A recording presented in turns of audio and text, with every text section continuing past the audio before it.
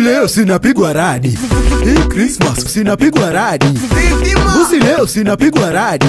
Hii Christmas sinapigwa radi. Christmas. Siku moja Bethlehemu, malaika tokea Mariamu, akamwambia atapata bola kwa uwezo wa Roho Mtakatifu.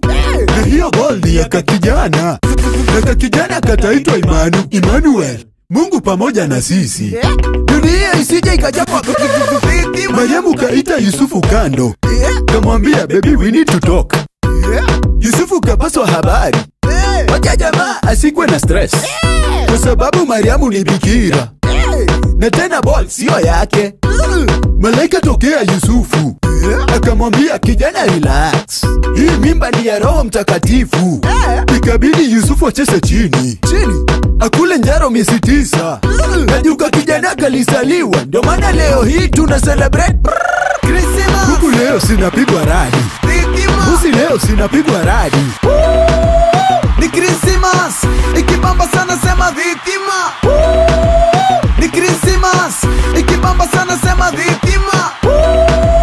Ni Christmas, ikibamba sana sema dhitima. Usaisikia wale mamajusi walikuwa watatu wajanjes, usiku wakacheki nyota, wakajua ni ya mfalume. Si wakaanza kuifuata moja kwa moja hadi Bethlehemu, wakakuta Yesu kwenye menja, wakamutolea mazawadi na kuserehekea Christmas. Herode kupata habari katoto Yesu kamesaliwa, siyo kanyongwa na kiwaru, akapanga kukamada.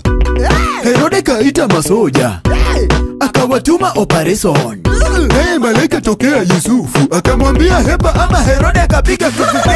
Huku leo sinapigwa radi. Usi leo sinapigwa radi.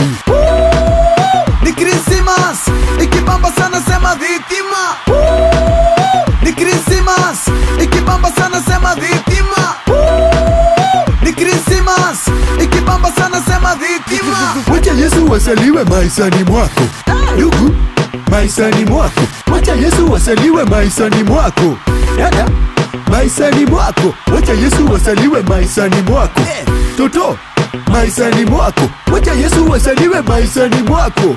Kila mtu maishani mwako. Wacha Yesu wasaliwe maishani mwako.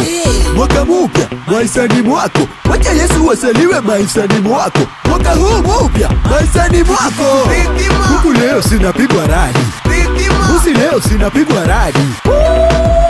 Ni Christmas, ikibamba sana sema dhitima. Ni Christmas, ikibamba sana sema dhitima. Ni Christmas, ikibamba sana sema dhitima.